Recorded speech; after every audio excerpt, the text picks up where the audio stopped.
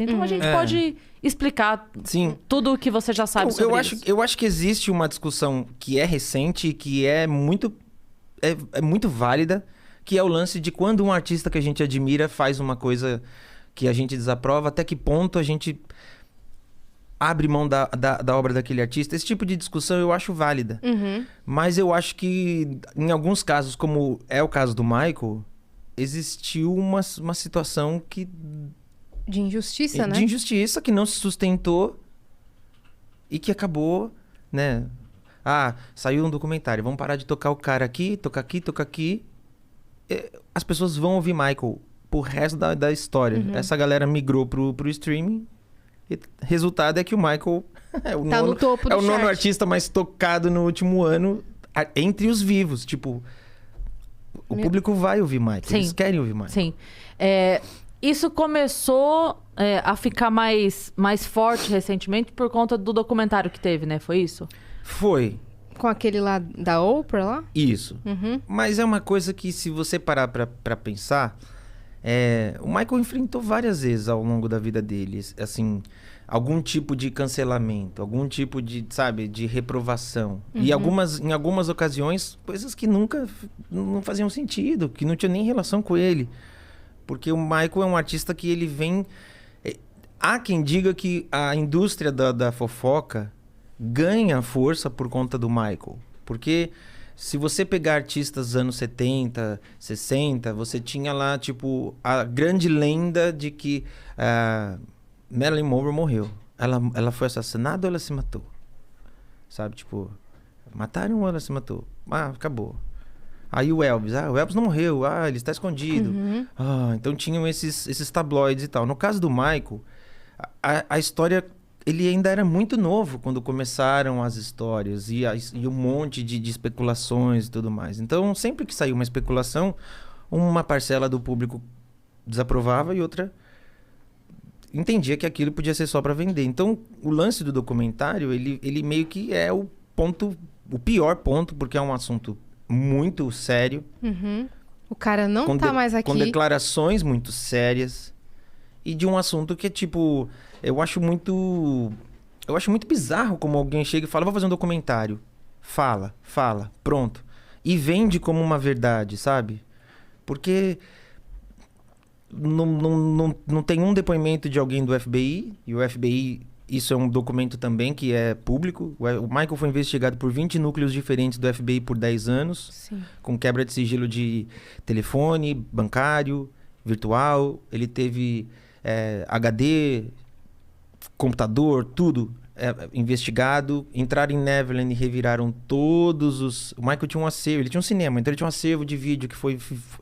Demoraram muitos anos investigando e a conclusão é de que não há traços do crime. Não há nada que ligue o indivíduo Michael aos crimes que acusaram. Porque uma coisa que as pessoas precisam entender é que, assim, independente dele ter feito um acordo no primeiro caso e até o ponto que ele foi julgado no segundo, nenhum desses momentos, se fosse encontrado um vestígio, o Michael seria processado e ele seria levado... E se fosse comprovado, ele seria preso. Uma coisa não apagava a outra. Sim. Mas aí o documentário foi vendido dessa forma, como uma verdade absoluta. E quando você começa a contestar e ver algumas coisas no documentário, você fala, poxa... Não tem fundamento, né? E não é nem só questão de não ter fundamento. Eu penso que o meu questionamento principal, que foi uma parada que eu questionei lá quando a gente foi fazer a divulgação e a galera nas rádios e na TV mesmo, porque o pessoal, às vezes, é um tema, não tem como fugir. E eu falava, cara, o mundo inteiro inveja. O mundo inteiro fala que o FBI é o serviço de inteligência mais incrível do mundo. Sim. Que o sistema judiciário americano é infalível. Que vocês... Aí eu peguei e falei, cara, então me explica. Porque o cara hoje, com 40 e tantos anos, fala que foi abusado. Mas esse mesmo cara, então, enganou promotor, investigador do FBI, psicólogo, juiz. Ele enganou todo mundo quando ele tinha 9. Porque ele defendeu o Michael. Aí com 20 e poucos ele engana todo mundo de novo porque ele defendeu o Michael. Então agora ele tá falando a verdade? Então vocês têm um problema muito sério, porque se vocês conseguem ser enganados por uma criança de 9 anos e enganado pelo mesmo cara com 20 e poucos para agora ele falar a verdade, Tem alguma coisa E muito a galera, errada. quando você falava isso? Puta, é incrível, porque eu sempre falo pra Priscila, eles param o assunto ali na hora. E eu nunca sei como desenvolver o assunto depois, porque eles eles não viam. Eles paravam e ficavam... Não dá um pano pra você desenvolver. Oh, damn, man. E aí Tela azul. Aí eu ficava... E eu fico meio tipo, ok. Porque eu não sei qual é o próximo passo da Sim. discussão. Porque Oh. isso é uma coisa que eu penso muito. E eu acredito muito nisso.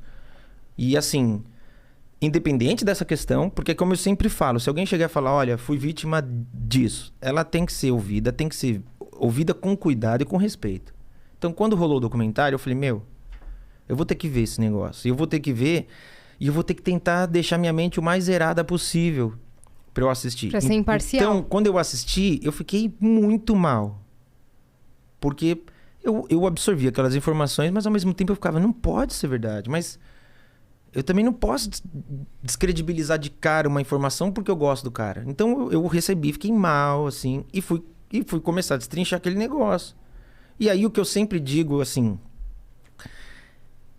Isso é ao redor do mundo, tem um monte de lugar. Inclusive, tiveram países que compraram um documentário e depois não passaram porque acharam que foi vendido como um documentário, mas não é bem um documentário. Porque tem uma narrativa muito... São 4 horas. Que nem eu tava falando na rádio. Pô, são 4 horas. E aí eles ficam mostrando o Michael ensaiando, cantando. Aonde isso... Sabe? De que forma isso colabora pra contar uma história de uma maneira, sabe? Então é nítido que eles têm uma narrativa que conecta a gente com aquele Michael que todo mundo conhece e gosta. E aí depois tenta quebrar. E aí é tudo muito fake a forma que é feito. Porque tem informações que depois eles tiveram que assumir que estavam erradas. Dá alguns exemplos, porque eu sei que você tem algumas... Não era assim os exemplos que a gente tava mencionando. Você se lembra do que eram? Sim. Tá. Alguns exemplos. Por exemplo, Só pra retomar, exemplos que você viu no documentário de informações que tiveram que a galera- desmentir ou que eram controversas. que honestamente também nem fui eu que fui atrás, porque obviamente uma Foram- galera foi atrás. Sim. Então assim, o primeiro deles é que assim, um dos depoimentos, o depoimento mais forte de um dos caras no documentário teria sido dado eles teriam ido para um hotel, que era um lugar neutro, e o cara deu essa declaração e tudo mais. E aí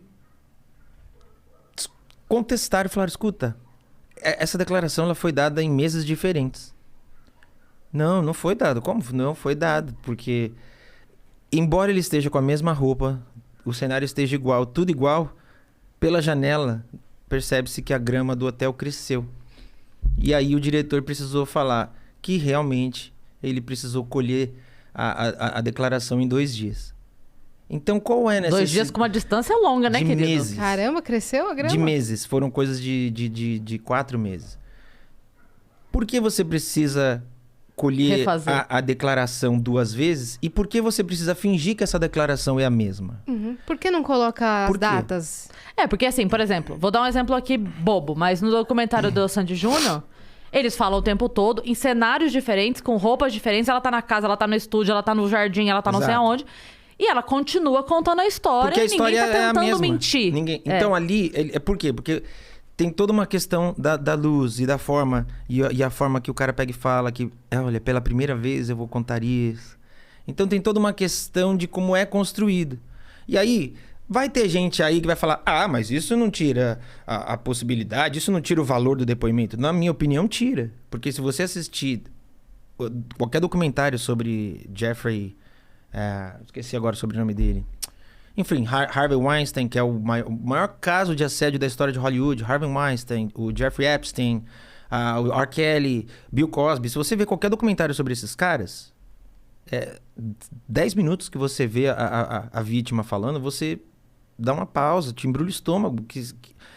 Eu não sei explicar. O negócio é muito diferente.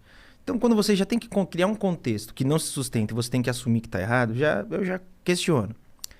Tem uma questão que o rapaz fala que o abuso aconteceu numa parte de uma propriedade de Neverland, que a partir daquele ponto ele nunca mais pisou em Neverland, só que aquele lugar que ele conta não existia. Na em data que Neverland, ele diz que... Porque ele fala que aconteceu o abuso na estação de trem. O Michael tinha? Não. O Michael ainda está em Neverland, né? Você está sabendo coisas, Rodrigo. Ele te contou isso quando? Não. É que assim, Por onde? Neverland tem uma estação de trem que é uma réplica da estação de trem da Disney. E o menino falou, olha, fui abusado dentro dessa estação de trem. Só que a data que a partir desse ponto, ele parou, ele nunca mais frequentou Neverland. Só que, nesse momento, não estava nem aprovado pela prefeitura a construção disso. E aí, quando foram contestar de novo, aí o diretor falou, não, pode ser, realmente, pode ser que tenha havido um erro aí e tal. E aí o diretor, ele afasta a responsabilidade dele. Não, eu só dirigi, não dei a depois, não fui eu que passei, eu posso estar errado. Só que eu penso que é muito sério Então, isso. peraí, o cara falou que ele foi abusado. Tipo, eu fui abusado nesta data, neste local. E este local, nesta data, Não sequer existia. Não tinha nem aprovação da prefeitura pra obra começar. Aí vai ter gente que vai falar, mas a pessoa pode estar enganada, Se pode ter um confundiu. erro e tal. Aí você fala, ok. Aí você fala, pô, mas já são 2 pontos, né? O cara te falou uma coisa ali, aí montou um depoimento, agora tem outra questão aqui, ok. Aí tem uma outra questão também. O diretor tira o corpo fora, Tira. você não tem que ser responsável pelo que você É isso tá que eu penso. documentando? Porque, teoricamente, como funciona? O Michael não tá aqui pra se defender, então vamos falar qualquer coisa. E assim, ninguém... E isso é uma questão também muito séria. Ninguém pode processar eles não importa o que eles digam, ninguém pode processar. A única pessoa que poderia é o Michael. Então, eles têm a liberdade de falar o que quiserem. Então, o documentário encerra, por exemplo, com o cara botando fogo em tudo que o Michael... essa parte é boa também. Tudo Conta que o essa Michael, parte. tudo que o Michael me deu, eu vou botar fogo porque eu quero me ver livre disso, finalmente. Eu quero me ver livre de tudo isso daqui e apagar essa página da minha vida. Aí o documentário é lançado. Tem uma casa, a maior casa de leilão dos Estados Unidos, Julian's Auction. Entra em contato com o cara e fala, cara, temos um problema. Há 3 anos atrás, você me deu todos esses objetos, atestando a originalidade, e eu leiloei. Agora as pessoas que leiloaram estão querendo saber. Que compraram, né, no leilão. As pessoas que compraram falaram, bicho, agora como é que funciona? Ou você queimou o falso ou eu vendi o falso. Aí o cara tem que virar público e falar, não, o que eu queimei eram réplicas. Simbólico. Aí, cara, é um documentário onde você tá falando de um assunto muito sério. É muita cena, né? É muita cena. Pra que criar uma cena? Não, é simbólico. Aí é o que eu te falei, todos esses outros documentários não precisam de nenhum simbolismo. Eles só precisam da declaração. E eles só precisam... Porque, não tem... Como que vai ter provas? As mulheres todas desses casos todos que eu falei também não tem prova. A prova é justamente a força da declaração delas. A veracidade da coisa. Sim.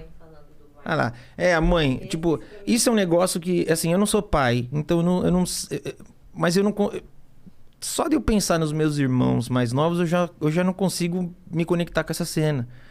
Porque como que você vai falar de uma pessoa depois de saber que ela abusou do seu filho? Como você vai falar dessa pessoa com algum traço de carinho? Eu não consigo imaginar.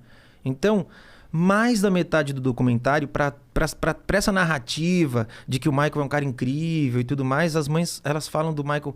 viver com o Michael era uma maravilha. Todos os dias era um sonho. Porque ele era um doce, ele era um anjo. Tratava a gente com muito carinho. E aí um dia você vai e conhece a Tina Turner, no outro dia você conhece não sei quem. E aí você fala, meu Deus, essa vida é maravilhosa. Ele era um doce.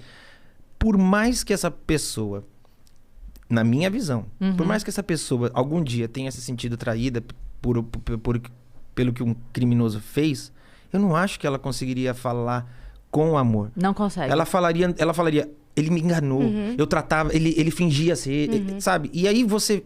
Se recusaria a falar sequer bem. Até o que ela tivesse que contar do que foi bem tratada, ela diria assim, nossa, ele era um falso, porque ele tratava a gente bem. Exato. Começaria né? assim. Exato. Teria ódio até nisso. E aí, uma encenação. Daria pra ver o asco. E aí você vai construindo essa coisa, porque mesclado com essas declarações, vem uma série de imagens inéditas do Michael ensaiando, gravando, passeando. Aí você fala, cara... Quem não tá por dentro da história toda, compra essa. Não compra. E assim, é muito pesado. E cara, eles vieram muito... eles bateram muito na tecla do Me Too. Me Too, né? O movimento Me Too, Me Too. Sim. O documentário foi lançado em janeiro, fevereiro de 2019, que era o ano que o Michael, né, completou 10 anos que ele tinha partido. Então, você vê que já existe um baita de um apelo comercial absurdo. Então, uma série de homenagens que aconteceriam, não aconteceram porque esse documentário saiu e foi muito pesado. Isso foi lançado no início de 2019. Até agora não teve nenhuma vítima que veio e falou Me Too. No caso do Harvey Weinstein, passaram de 80 vítimas. O presidente da Fox, que foi também um dos casos mais sérios de Hollywood. E isso, embora possa parecer assim, mas aí só quer dizer que ninguém mais falou. Mas, na verdade, isso é um ponto muito sério. Porque, assim, uma vez a gente conversou lá na rádio com um psicólogo e ele tava falando assim que ele tem... ele tava na dúvida, a nossa entrevista era com um advogado. E um psicólogo mandou uma mensagem falando assim que ele tem muito medo das consultas, porque ele fica sozinho com a pessoa na sala e que ele já pensou em botar uma câmera para ele ter a defesa, né? De se ele fosse acusado de alguma coisa, mas que o conselho de psicologia não autoriza a câmera, porque, enfim, né? E aí a dúvida pro advogado era essa. E aí o advogado falou que a própria conduta dele é a maior prova que ele tem. Porque ele falava assim, não tem um caso de pedofilia que seja um. Não tem um caso de assédio que seja um. Não tem. Ele fala assim, a primeira coisa, quando recebe uma denúncia de assédio, a primeira coisa que a investigação faz pega o caderninho de clientes dele e destrincha. Exato. Pega a agenda do celular dele, destrincha. É a primeira coisa que você faz. E lá você já vai achar mais 5, mais 10, mais 15 pessoas que vão ter... a mesma... É o padrão. Então ele falou, as suas outras clientes, as outras pacientes, porque dependendo da abordagem da psicologia, chama de um jeito, né? As outras pessoas que passam pelo seu consultório que vão atestar, que vão dizer sobre a tua conduta. Então isso que você falou do Me Too é muito sério. Sim. Porque não apareceu mais ninguém. Pelo contrário, todos os rapazes que foram de alguma forma citados no documentário moveram uma ação contra o documentário, que falaram, cara... Tira daí. Não só não queria participar, como não concordo, não colaboro com essa narrativa. Então, assim, é muito maluco, porque na internet vai ter gente que vai falar que não acredita, vão ter análises maravilhosas de onde há fumaça há fogo.